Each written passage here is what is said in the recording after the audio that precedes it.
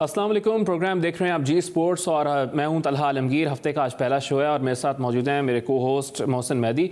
मोहसिन, आपको भी वेलकम करेंगे शो में, लेकिन गुज़श्ता हफ्ते अहम तरीन अपडेट्स सामने आई। वज़ीर आज़म इमरान खान साहब से पाकिस्तान क्रिकेट बोर्ड के चेयरमैन CEO वसीम खान साहब और साथ साथ साबिक कप्तानों की और चीफ सेलेक्टर मिसबाह हक साहब की मुलाकात हुई और उसके असरात भी इस हफ्ते तक सामने आ रहे हैं। जी हाँ, शाहिद खान अफरीदी की प्रेस कॉन्फ्रेंस हो या फिर मिसबाह हक और अजहर अली से कोड ऑफ एथिक्स की खिलाफ वर्जी की बात की जाए, जो कि अब पाकिस्तान क्रिकेट बोर्ड के अंदर से भी खबरें सामने आ रही हैं कि शायद कोड ऑफ एथिक्स की खिलाफ वर्जी पर उनको तलब किया जाएगा लाहौर के हेड ऑफिस में। साथ साथ डिपार्टमेंट क्रिकेट बंद होने से मुतालिक आपको ये बात बता दें कि रमीज़ राजा जूनियर तो छोड़ के चले गए थे, लेकिन अब ये भी खबर सामने आ गई है कि सुहेल खान जो कि पाकिस्तान टीम के साथ इंग्लैंड के दौरे पर भी मौजूद थे, वो भी अब डोमेस्टिक सीजन नहीं खेलेंगे। जो रीजनल क्रिकेट है वो नहीं खेलेंगे, वो भी US टूर्नामेंट खेलने के लिए, क्रिकेट खेलने के लिए यूनाइटेड स्टेट्स ऑफ अमेरिका जा रहे हैं। साथ साथ शर्जील खान, उन्होंने ये बयान दे दिया कि नेक्स्ट ईयर जो T20 वर्ल्ड कप होने जा रहा है उसके लिए उन्होंने तैयारियां पूरी कर ली हैं। जरा जी स्पोर्ट्स हेडलाइंस देखते हैं, उसके बाद बात करेंगे।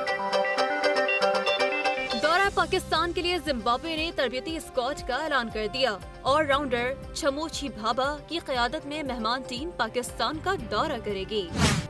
आइंदा साल T20 वर्ल्ड कप पर हदफ जरूर है, मगर अभी टारगेट नेशनल T20 कप है। नेशनल T20 कप में अच्छी परफॉर्मेंस देकर पाकिस्तान टीम में कमबैक करूंगा शर्जील खान। कौमी टीम के फास्ट बॉलर शाहीन शाह अफरीदी ने हमशायर की नुमाइंदगी करते हुए मिडिल सेक्स के खिलाफ 4 गेंदों पर 4 विकेटें हासिल कर ली। महेंद्र सिंह धोनी की भारत में मकबूलियत, सचिन तेंदुलकर और विराट कोहली को भी पीछे छोड़ दिया। साबिक कप्तान Sunil Gavaskar. Youth education and sports के ज़ेर एहतमाम पहले all Pakistan women double wicket cricket cup की तैयारियां मुकम्मल कर ली गयी। टूर्नामेंट 25 और 26 सितंबर से रावलपिंडी में खेला जाएगा। पाकिस्तान बास्केटबॉल फेडरेशन और KPK के बास्केटबॉल एसोसिएशन के तावन से बास्केटबॉल मैच में पाकिस्तान ग्रीन की पाकिस्तान व्हाइट को शिकस्त। Junior Asia cup hockey tournament के लिए हमारे पास तैयारी का वक्त कम है। हमारा असल हदफ वर्ल्ड कप के लिए क्वालिफाई करना है। कौमी जूनियर हॉकी टीम के हेड कोच दानिश कली। 6 माह बाद मुल्क में स्क्रैबल की वापसी, मुल्क भर से 44 खिलाड़ियों ने हिस्सा लिया। सैयद इमाद अली 14 साल की उम्र में कौमी चैंपियन बन गए। इंग्लिश प्रीमियर फुटबॉल लीग में दिफाई चैंपियन लिवरपूल की कामयाबी का सिलसिला जारी। मोहम्मद सलाह 11 ने चेल्सी को 2 गोल से मात दे दी। और रोनाल्डो ने अपनी फुटबॉल एकेडमी का नाम football club sporting Portugal Cristiano Ronaldo के पेरेंट के नाम से मंसूब करके एकेडमी का नाम एकेडमिया क्रिस्टियानो रोनाल्डो कर दिया। जी हाँ, आपने टॉप स्टोरीज देखी हैं और जिस तरह तला ने बताया कि पिछले हफ्ते अहम पेशरफ्त हुई थी क्रिकेट के हवाले से, कुछ एक्शंस हुए, उसके रिएक्शंस भी सामने आए। तो इन तमाम तर मौज़ूआत पर आज हमारे साथ बात करने के लिए मौजूद है पाकिस्तान क्रिकेट का एक बड़ा नाम। अगर बात करें तो पिछले हफ्ते काफ़ी ख़बरों में रहे, पाकिस्तान की जानिब से टेस्ट क्रिकेट खेली, चीफ सेलेक्टर की खदमात भी सर अंजाम दी। मैं बात कर रहा हूँ पाकिस्तान के साबिक टेस्ट क्रिकेटर और क्रिकेट कमेटी के साबिक सरबरा इकबाल कासिम साहब के। इकबाल कासिम साहब, आपको वेलकम करूँगा शो में।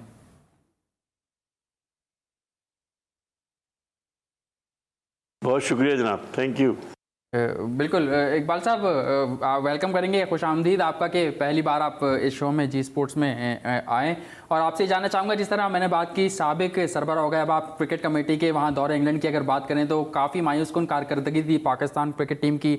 तो खबरें सामने आई कि क्रिकेट कमेटी पूछगछ करेगा, फिर एकदम से आपका इस्तीफा सामने आता है। बहुत सारे लोग इसकी वजूहत आपसे जानना चाहते हैं। देखिए, पहली बात तो ये है कि बेसिकली आपको मैं समझा दूं कि क्रिकेट कमेटी जो थी ना, ये मुझे पता था कि ये रिकमेंडिंग बॉडी है, ये सिर्फ सजेस्ट कर सकती है। और इसके अंदर जाने का जो मेरा बुनियादी मकसद था वो ये था कि नदीम खान, क्योंकि हमारे हाई परफॉर्मेंस सेंटर के डायरेक्टर बनने वाले थे, उनसे भी बातचीत हो रही थी। तो उनका ये कहना था कि अगर आप वहाँ पर होंगे और मेरा भी अपॉइंटमेंट वहाँ हो जाएगा तो फिर हम डिपार्टमेंट के लिए कोशिश करेंगे। और इसमें वसीम खान साहब भी जो है, उनकी भी इसमें मतलब मस्बत राय शामिल है कि कोशिश करने में कोई हर्ज नहीं है। अगर डिपार्टमेंट के लिए अगर मिलजुल कर हम लोग आवाज़ उठाएंगे तो इंशाल्लाह मुमकिन है शायद प्राइम मिनिस्टर साहब इस बात हमारी मान जाएँ।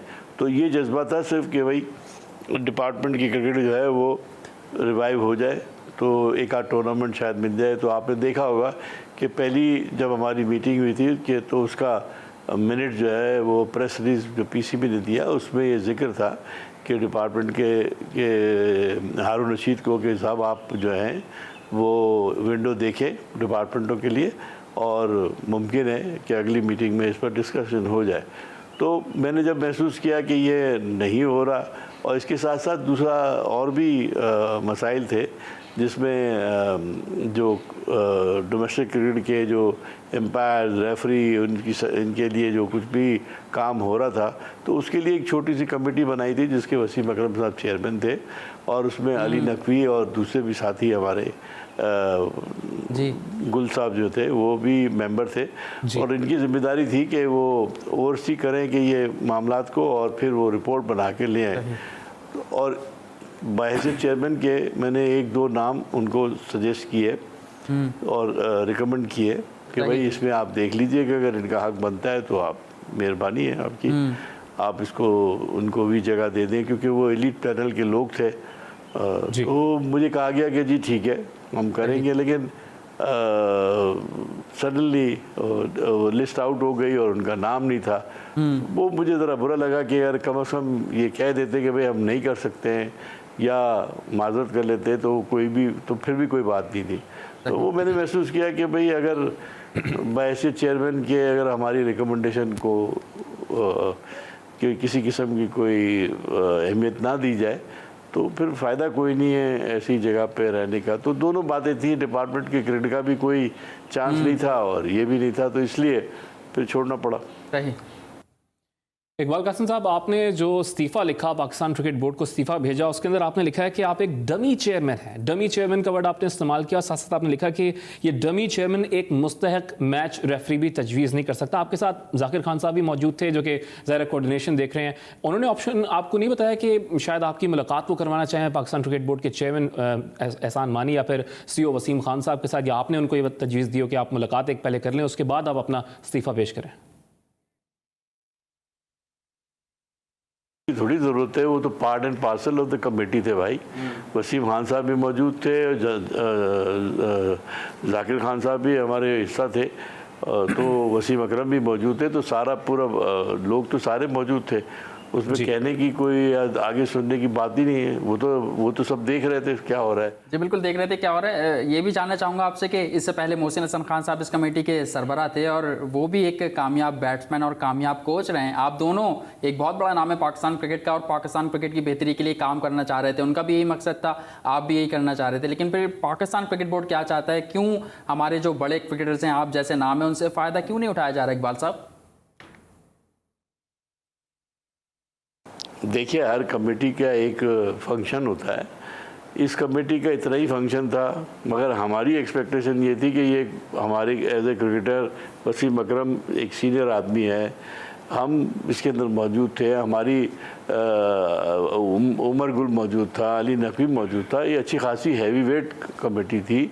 अगर इसका फ़ायदा उठाना चाहिए था तो इसको थोड़ा सा एम्पावर करना चाहिए था ताकि इनसे इनके एक्सपर्टीज़ का फ़ायदा उठाया जाए और डोमेस्टिक के मामलात में और भी कोई अगर मशावरत करते रहते तो बेनिफिट होना था। मगर चले, ये उनका अपना है भाई। पीसीबी जो है ना वो अपने जो नॉर्म्स एंड तरीके उसके मुताबिक हमेशा चलती रही है, इन्होंने भी इसी तरह चलाया, इसमें कोई इशू नहीं है। जैसे इकबाल साहब, आप खुद भी फरमा रहे हैं कि एक बहुत बड़ा नाम मौजूद था वसीम अकरम की शक्ल में क्रिकेट कमेटी में जो कि पाकिस्तान क्रिकेट बोर्ड की जानिब से पेश की गई थी। साथ साथ उमर गुल का भी आपने जिक्र किया, लेकिन वसीम अकरम साहब पर काफ़ी तनकीद की जाती है। हम खुद शो में भी बात करते हैं कि उनका रोल क्या है।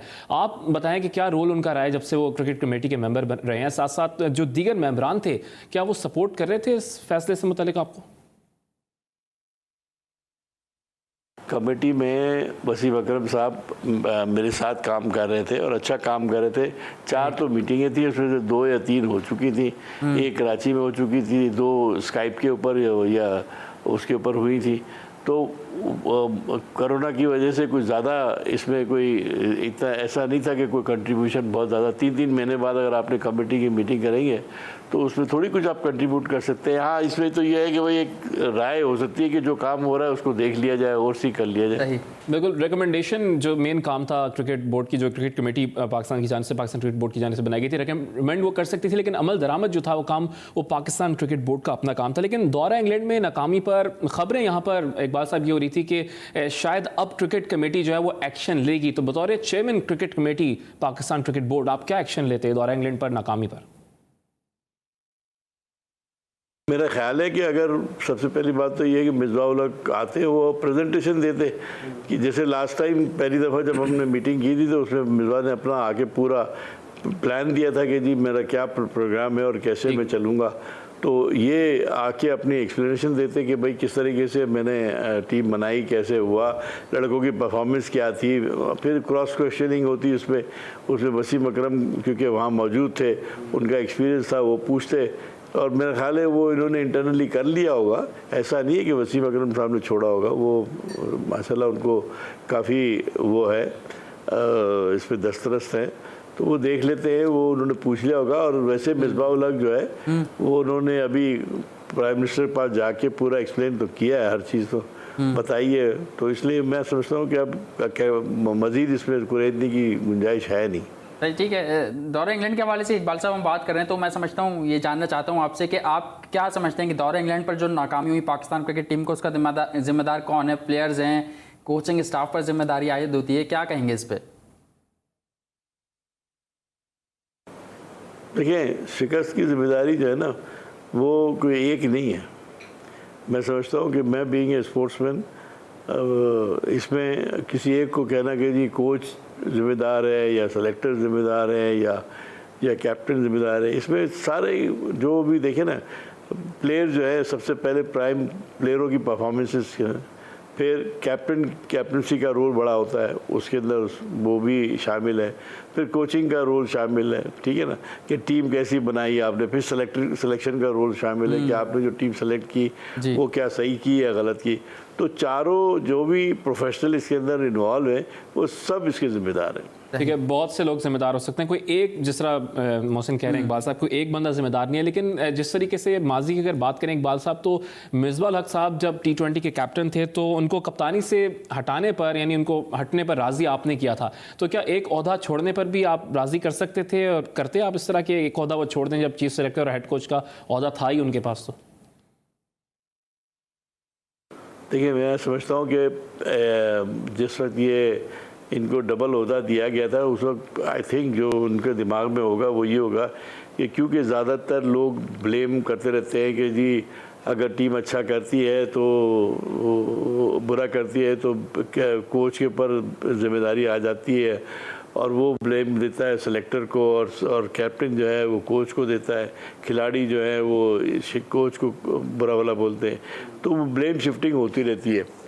आई थिंक इसको कट डाउन करने के लिए मिसबाह उल हक ने दोनों ओहदे अपने पास रखे, उनके लिए ख्वाहिश का इज़हार किया कि सिलेक्शन भी वो करे और अपनी पसंद से टीम बना के जाए और एज ए कोच टीम को भी देखें। तो मैं समझता हूँ कि वो एक्सपेरिमेंट जो है वो मुझे तो नहीं समझ में आती कि वो एक्सपेरिमेंट में कोई फ़ायदा हासिल हुआ, क्योंकि बहुत बर्डन उनके ऊपर पड़ गया। उनको पाकिस्तान की टीम को संभालना, देखना, करना, बनाना ये इजी जॉब नहीं था, और फिर ख़ास तौर पे जो डोमेस्टिक क्रिकेट को देखना, उसके लिए उसमें से सिलेक्शन करना और उसमें इन्वॉल्व होना, तो ये एक अलग जॉब है। तो आई थिंक मेरा तो ज़ाती ख्याल ये है और मशवरा भी यही है कि मिसबाह उल हक जो है कि कोई एक ओहदा छोड़ दें ताकि वो अच्छा कंसंट्रेट कर सकें और फोकस रहें। ठीक है, एक ओहदा छोड़ दें ताकि कंसंट्रेट वो ज़्यादा कर सकें। लेकिन इकबाल साहब ये तो बताएं कि कौन सा ओहदा छोड़ें? चीफ सेलेक्टर भी हैं, हेड कोच भी हैं, और ये इख्तलाफात रहते हैं जब चीफ सेलेक्टर और हेड कोच अलग अलग होता है तो उससे परफॉर्मेंस भी मज़ीद बेहतर होती है, तो ओहदा कौन सा छोड़ें?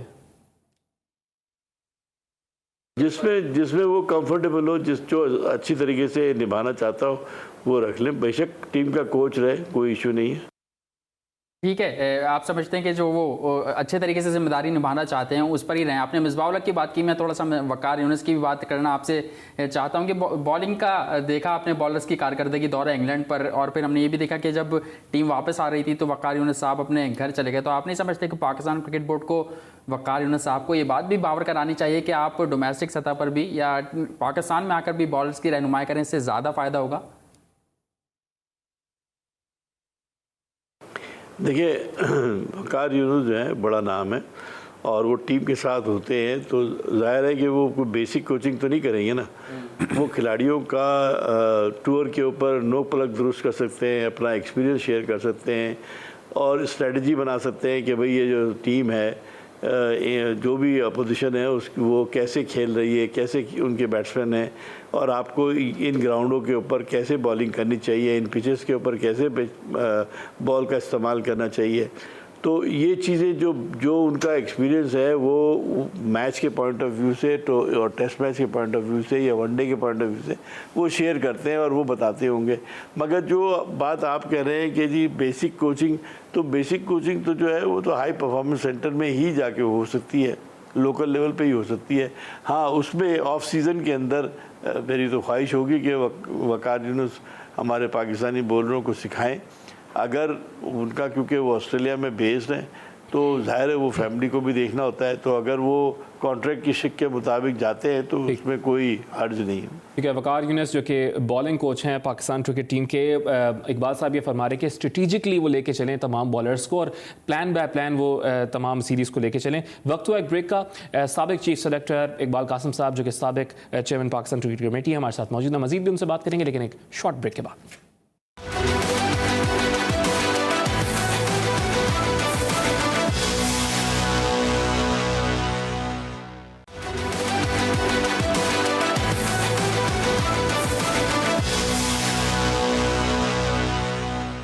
Welcome back in Zee sports. Talha Alamgir studio में हमारे साथ मौजूद हैं और साबिक टेस्ट क्रिकेटर इकबाल कासिम हमारे साथ DSNG के थ्रू मौजूद है। एक कॉलर हमारे साथ मौजूद है। कौन सा, आप कहाँ से बात कर रहे हैं, क्या कहना चाहेंगे?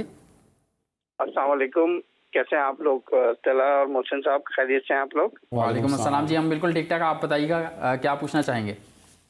पहले तो मैं इकबाल कासिम साहब को बहुत बहुत सलाम। दूसरा मेरा सरफराज के मुतालिक सवाल है जी जी कि सरफराज अहमद या तो PCB की आंखों का तारा थे या फिर बिल्कुल ही किनारा हो गए। सही। तो इसमें जो तारा से किनारे में किन लोगों का हाथ है, या फिर सरफराज की अपनी परफॉर्मेंस का हाथ है, या फिर मैनेजमेंट के शिकार हुए, या वसीम खान की लाइकिंग डिसलाइकिंग के शिकार हुए? सही, ठीक है, बहुत शुक्रिया आपने सवाल किया इकबाल कासिम साहब। एक कॉलर ने सरफराज अहमद के हवाले से सवाल किया और मैं भी आपसे जानना चाहूँगा कि आपने देखा कि वहाँ सरफराज अहमद गए और टूर से पहली बात ये हो रही थी कि मोहम्मद रिजवान जो है वो फर्स्ट विकेट कीपर हैं, फर्स्ट चॉइस पर होंगे, लेकिन T20 में सरफराज अहमद को खिलाया जाएगा। हमने देखा कि T20 सीरीज़ का आगाज़ होता है, 2 T20 मैच मोहम्मद रिजवान खेलते हैं, फिर तीसरे में सरफराज अहमद को मौका दिया जाता है और फिर उसके बाद खबरें सामने आती हैं कि यूनुस खान के मनाने पर सरफराज अहमद को मौका दिया गया। क्या कहेंगे इस पर? देखिए, मैं ज़ाती तौर पे समझता हूँ कि जब सरफराज को इन्होंने हटाया तो इन्होंने सारे फॉर्मेट से उसको हटाया। मेरी ज़ाती राय तो ये थी कि इनको T20 का फॉर्मेट में रहने देते एज ए कैप्टन, तो क्योंकि उनके परफॉर्मेंसेस उसमें अच्छे थे, मगर क्योंकि इन्होंने उसको रिमूव कर दिया तो उसके बाद फिर जाहिर सी बात है कि जो लड़का भी खेलेगा जी और उसकी परफॉर्मेंस होगी तो पहले तो आप उसी को खिलाएंगे ना। बिल्कुल। तो अब ये तो हो नहीं सकता कि किसी की परफॉर्मेंस हो और आप उसको हटा के ज़बरदस्ती सरफराज को खिलाएं।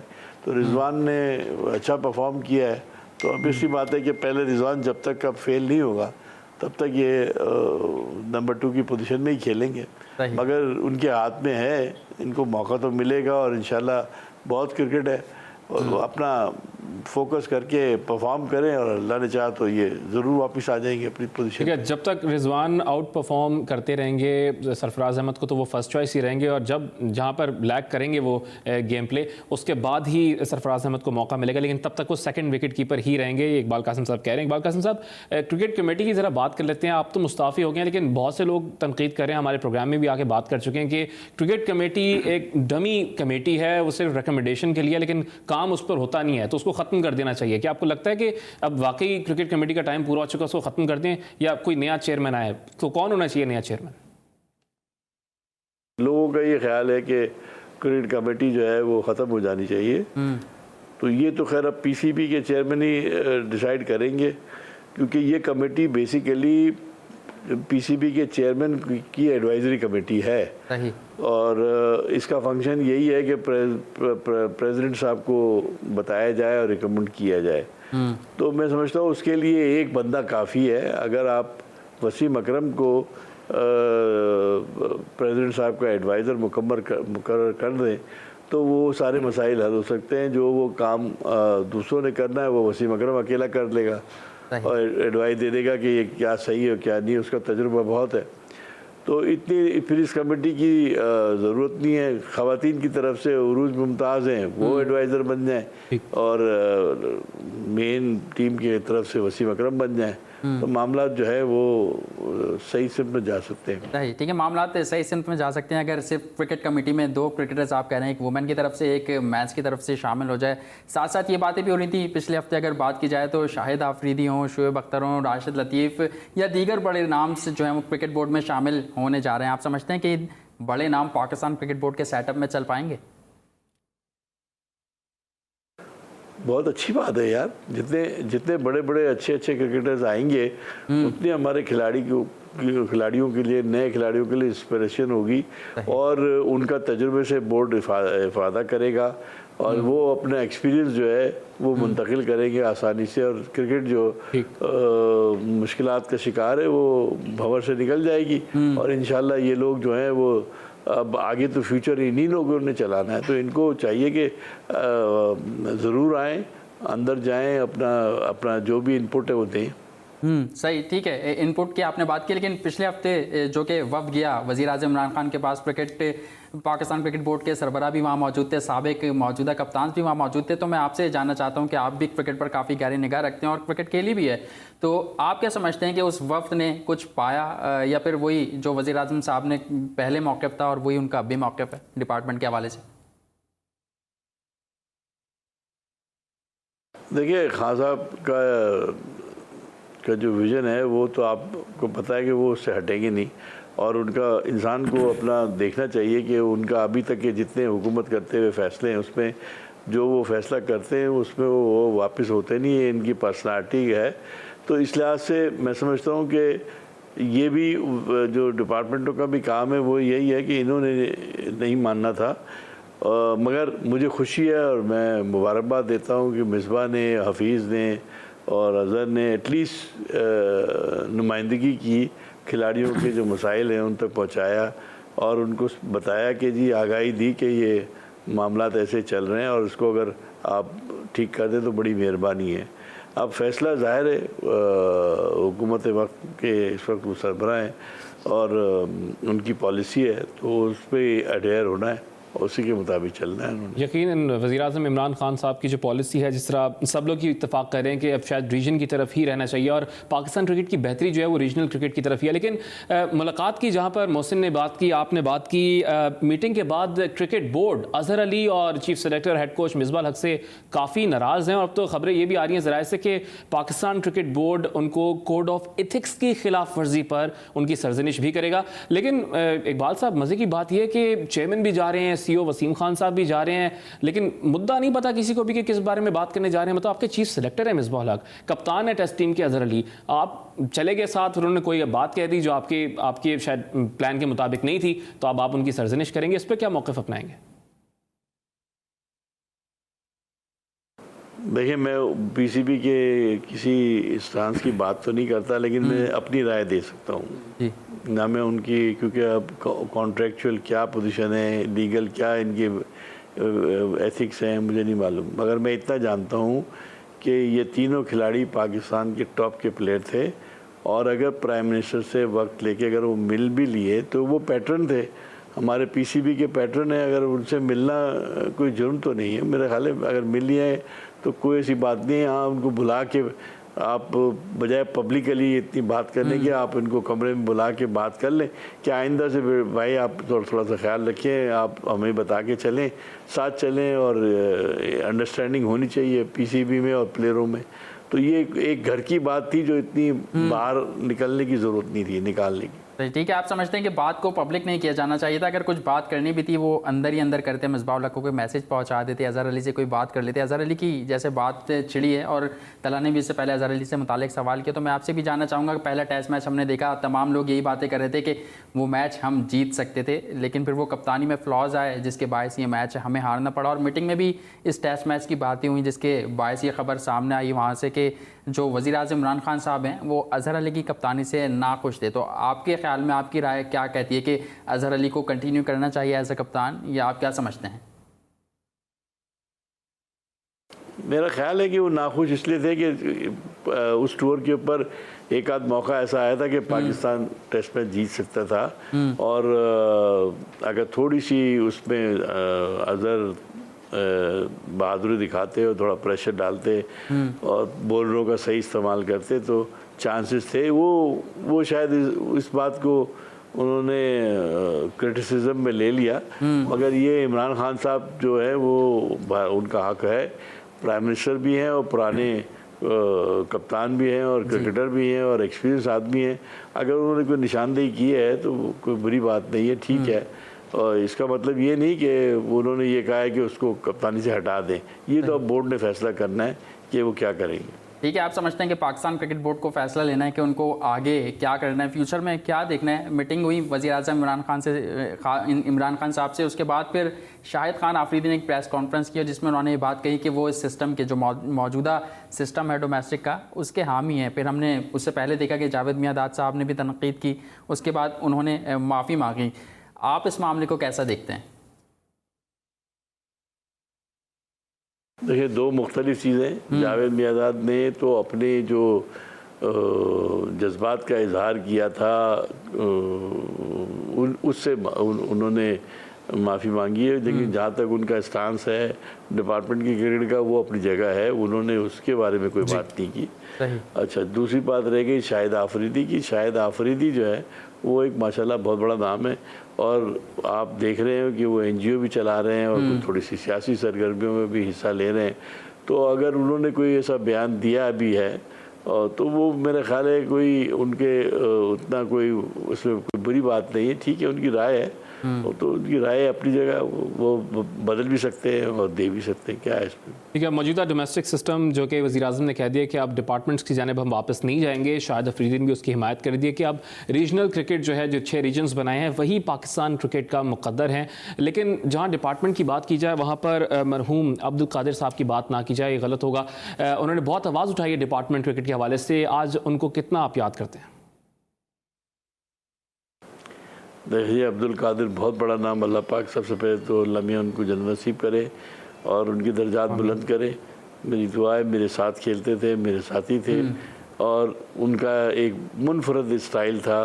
वो जो भी बात करते थे निडर होके करते थे, बेबाक तबसरा करते थे, कभी वो डरे नहीं। इमरान खान उनके दोस्तों में से थे, मगर वो कहते थे कि यार जो हक बात है वो मैं करूँगा, और वो हक बात उनको, वो भी हमारे हबीब बैंक से खेलते रहे हैं और वो भी हमारे साथ रहे।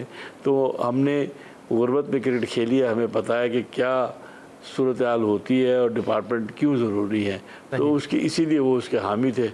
तो मैं समझता हूँ कि ये बड़ा लॉस हुआ है, पाकिस्तान क्रिकेट को बहुत लॉस हुआ है, और हमें तो ज़ाती तौर पे हुआ ही हुआ है कि एक अच्छा दोस्त था हमारा। ये होते तो इस वक्त अगर होते तो यकीनन स्ट्रेंथ होती है हमारी बात में। ठीक है, आप समझते हैं कि अगर वो होते तो वो भी डिपार्टमेंट के हवाले से, या जो मौजूदा निज़ाम चल रहा है पाकिस्तान क्रिकेट का तबाही की जानिब गामजन है, तो उस पर आवाज़ उठाते। वक्त तो एक ब्रेक के बाद जब आएंगे तो डिस्कशन को मज़ीद आगे बढ़ाएंगे। कहीं मत जाइए, देखते रहिए जी स्पोर्ट्स।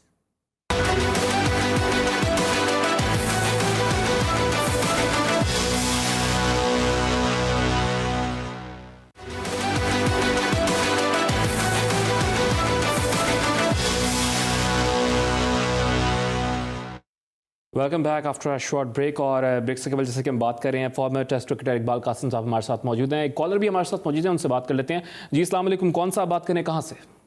वालेकुम अस्सलाम, रियाज खान बोल रहा हूँ, मॉडल कॉलोनी कराची से। रियाज खान बात करें। रियाज, कैसे हैं आप और क्या सवाल करना चाहेंगे? मैं अल्लाह का शुक्र है था भाई। पहले तो ये मैं जो डोमेस्टिक का सीजन छोड़ के खिलाड़ी जो है बाहर जा रहे हैं खेलने के लिए, तो क्या ये सही है? इकबाल भाई से ये पूछना है कि ये इसकी कोई रोकथाम नहीं हो सकती? क्यों अपने कहते हैं क्या अपनी क्रिकेट जरूरी नहीं है या पैसा कमाना जरूरी है? सेकेंडली ये कि इकबाल भाई से ये पूछूंगा कि एहसान मानी की आगे जो है परफॉर्मेंस के बारे में क्या राय देंगे कि आगे इनके क्या चल सकते हैं या नहीं चल सकते?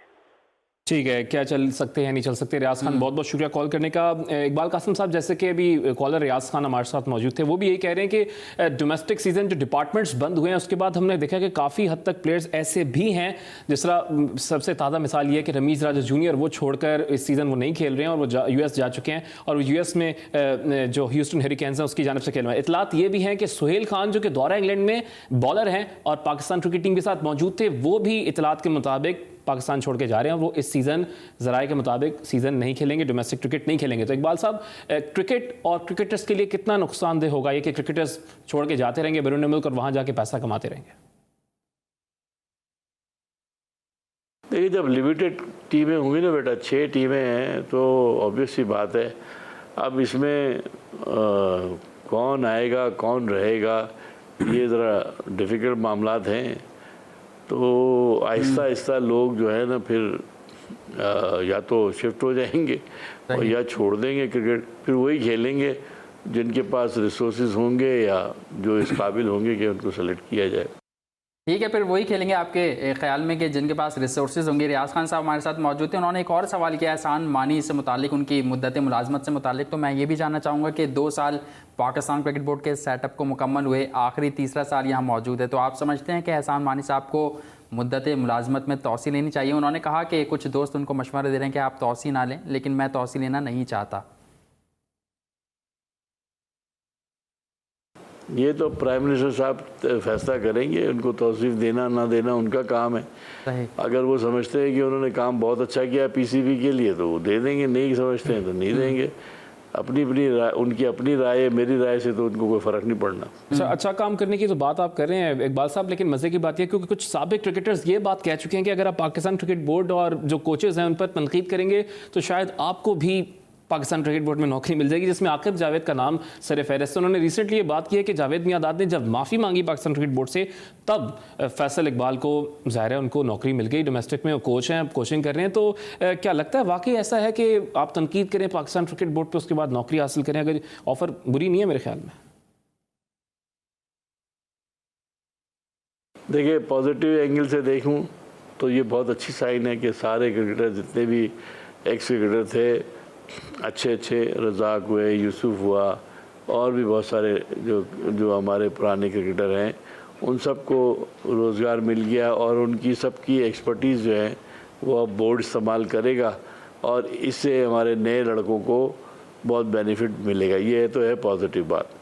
अगर हम नेगेटिव बात करें तो अब इसमें यह है कि भाई जो क्रिटिसाइज़ करते हैं वो भी अगर जॉब पे आ गए तो उनको ये देखना है कि भाई अगर वो जो क्रिटिसाइज़ करते थे अब वो इस बोर्ड में आने के बाद वो तमाम चीज़ों को ठीक करें ताकि बोर्ड भी ठीक हो जाए और लोग कहें कि हाँ जी इनके जाने से ये फ़र्क पड़ा।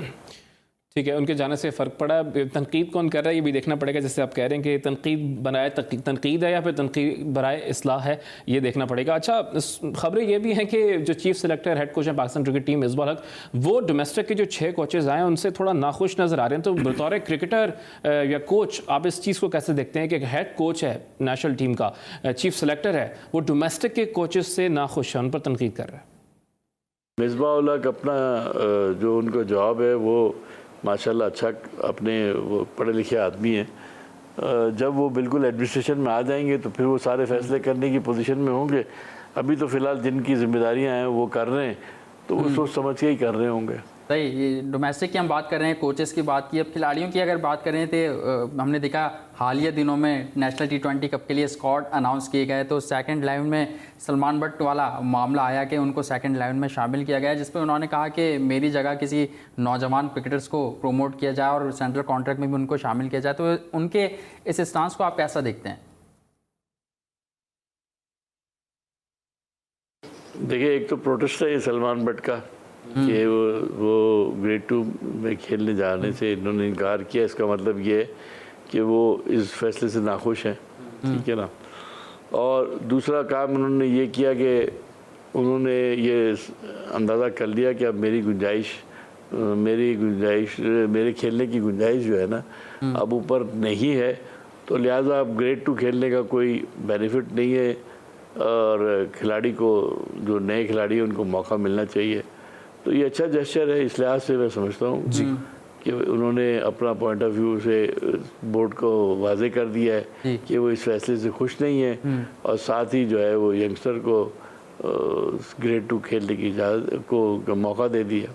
ठीक है, आप समझते हैं कि अच्छा स्टांस है सलमान बट का, और साथ साथ ये सलमान बट की जानिब से प्रोटेस्ट भी है पाकिस्तान क्रिकेट बोर्ड के लिए। मैं आपसे सिंध की टीम की भी बात करूं, आज जैसा आपने टॉप स्टोरीज में भी देखा कि शर्जील खान साहब की हेडलाइन लगी हुई है कि वो अपने आप को T20 वर्ल्ड कप उनका एक हदफ है, लेकिन सबसे पहले जो उससे पहले उनका हदफ है वो नेशनल T20 कप है कि इसमें परफॉर्म करके वो सिलेक्टर्स की नज़रों में आना चाहते हैं और फिर देखते हैं कि उनको T20 कप में मौका मिलता है या नहीं मिलता है। T20 वर्ल्ड कप की मैं बात कर रहा हूं, तो सिंध की टीम में आबिद अली थे, आबिद अली को रिलीज़ करके बासित अली साहब ने शर्जील खान को मौका दिया। आप इस फैसले को कैसा देखते हैं? पहली बात तो ये है कि आबिद को जो रिलीज़ किया उसकी वजह यह है कि ये, क्योंकि ये तो प्रोविंशियल लेवल की टीम है, सिंध की टीम है तो सिंध के खिलाड़ी होने चाहिए, पंजाब की टीम है तो पंजाब के खिलाड़ी होने चाहिए, यही कॉन्सेप्ट है इसका खान साहब का।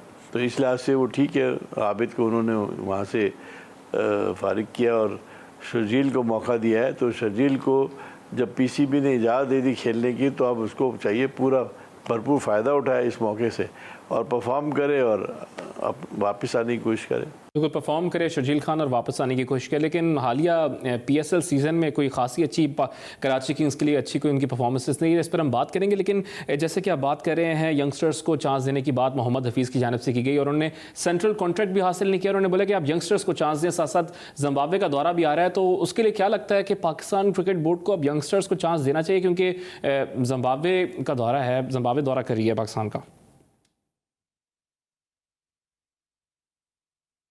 बात तो आपकी सही है और इन जनरल प्रिंसिपली मैं भी एग्री करता हूँ इस बात से कि नौजवान खिलाड़ियों को देंगे, मगर हम बाइसित कौम जो है ना उस शिकस्त को बर्दाश्त नहीं कर सकते। ज़रा सी कोई 19-20 बात होती है तो फिर ब्लेम दे देंगे कि भाई क्या ज़रूरत थी, ये तो सीरीज़ हो रही थी, आपको जीतना चाहिए, आपको ये करना चाहिए, आपको फुल टीम खिलानी चाहिए, स्ट्रेंथ के साथ जाना चाहिए।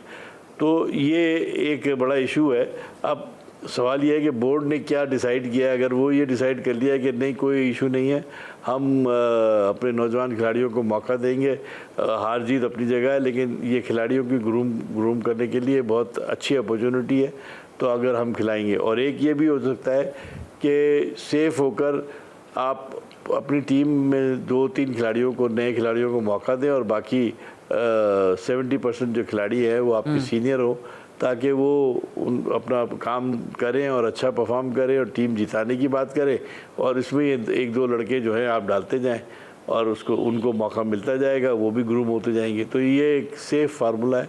अब जैसे PCB को और मिसबाह उल हक और कप्तान को ज़रूरत पड़ेगी उस हिसाब से ही कर लें। ठीक है, आप समझते हैं कि सीनियर्स जूनियर्स को मिलाकर एक टीम बनानी चाहिए और जिम्बाब्वे जब आएगी पाकिस्तान, और ये भी बातें की जा रही हैं कि अब 20 नवंबर को या 20 अक्टूबर को जो है जिम्बाब्वे की टीम पाकिस्तान के लिए उड़ान बढ़ेगी। जिम्बाब्वे के बाद दौरा न्यूजीलैंड होगा, जो पाकिस्तान वहाँ जाएगी, मुश्किल दौरा होगा, और उसके लिए अभी से ये कहा जा रहा है कि 40 से 45 खिलाड़ियों को वहाँ ले जाया जाएगा। आप समझते हैं कि इतनी बड़ी तादाद में खिलाड़ियों को वहाँ ले जाना सही फैसला होगा पाकिस्तान क्रिकेट बोर्ड का? देखिए, मेरी तो ख्वाहिश थी कि आकिब जावेद भी इस सेटअप का हिस्सा होते हैं, क्योंकि वो भी माशाल्लाह काफ़ी समझदार आदमी हैं और प्लानिंग में इसमें उसमें वो भी काफ़ी उनका तजुर्बा है, पहले भी काम कर चुके हैं PCB के लिए। तो मैं समझता हूँ कि ये जो इस वक्त थिंक टैंक है वो अच्छा प्रोफेशनल थिंक टैंक है। मिसबा है और भी बहुत सारे, नदीम खान है, तो वसीम खान साहब खुद हैं, तो ये खुद क्रिकेटर हैं, सारे बैठ के ये फैसला करें तो ज़्यादा बेहतर है। अब हमारी तो, हम तो अपनी राय दे सकते हैं, हमारी राय में तो हमने आपको बता दिया कि फ्यूचर को पॉइंट ऑफ सामने रखें और 2-3 खिलाड़ियों को हर मैच में, नए खिलाड़ियों को मौका दें और उनको सिर्फ एक मैच ना दें बल्कि 2-3 मैच दें ताकि वो अपनी सलाहियतों को निखार सकें। प्रॉपर चांस मिले, 2-3 मैचेस दिए जाएं। अगर यंगस्टर्स को चांस आप दे ही रहे हैं तो 2-3 मैचेस का चांस ना दें, थोड़ा लंबा अरसा उनको साथ रखें। यूनुस खान दौरे इंग्लैंड में असाइनमेंट थी उनकी as a batting coach Pakistan team के साथ थे। क्या लगता है जिम्बाब्वे के दौरे में, उसके बाद न्यूजीलैंड का जो दौरा है, जिम्बाब्वे ज़ाहिर है पाकिस्तान आ रही है, फिर न्यूजीलैंड का दौरा है, तो उसमें भी साथ होना था यूनुस खान, क्योंकि लेजेंड है पाकिस्तान टीम के लिए? मुझे यकीन है कि पीसीबी यूनुस खान को नहीं छोड़ेगी। अच्छा, उन्होंने अपनी तरफ से जो काम भी किया है, पहला टूर था और एक मुश्किल टूर था, उसमें उन्होंने अच्छा काम किया है और मुझे उम्मीद है कि पीसीबी इनको न्यूजीलैंड के लिए भी कंटिन्यू करेगी। थोड़ा सा जो जिसको भी जॉब मिले उसको थोड़ा मौका देना चाहिए। वो ये एक टूर पे या एक सीरीज़ पर आप उनको हटा दें, ये तो मुनासिब नहीं है। चाहे वो नया प्लेयर हो, चाहे वो कोचिंग वाला हो, चाहे वो कप्तान हो, चाहे वो बैटिंग कोच हो, फील्डिंग कोच हो, आप उनको पूरा भरपूर मौका दें ताकि वो डर खौफ के बगैर अपना काम कर सकें। अब ये पहले मैच में उसको यही फिक्र लगी रहेगी कि यार पता नहीं एक टूर के बाद मैं हूँ ही नहीं हूँ, या प्लेयर जो है वो एक मैच खेलने के बाद दोबारा उसको मौका मिलता है नहीं मिलता है। तो फेयर फैक्टर जो है ना उसको ख़त्म करना चाहिए और खिलाड़ियों को भी ये समझना चाहिए कि अगर कोई जो रेगुलर प्लेयर्स हैं, अगर 1-2 मैच अगर उनको रेस्ट कराया जाए तो वो परेशान ना हो, बिल्कुल ये ना समझें कि वो उनका कैरियर ख़त्म हो गया। तो मौका फिर उनको मिल जाएगा और वो तो टीम की ज़रूरत है, उनको कैसे आदमी छोड़ सकता है। तो ये एक दूसरे को ट्रस्ट करने की ज़रूरत है। ठीक है, आप समझते हैं कि टीम की ज़रूरत है। हमने पाकिस्तान क्रिकेट की तो कुछ बात की, लेकिन पिछले हफ्ते शारजा में आपको अगर मैं लेके चलूं तो एक वाक़या पेश आया जब भारतीय क्रिकेट बोर्ड के सदर सौरव गंगुली वहां शारजा क्रिकेट ग्राउंड के दौरे पर निकले और फिर उन्होंने तस्वीरें खिंचवाएं कुछ, तो उस तस्वीरों के बैकग्राउंड में पाकिस्तान के जो ग्रुप फोटो है वो लगा हुआ था, लेकिन उसको धुंधला कर दिया गया। आप इस पर क्या कहेंगे?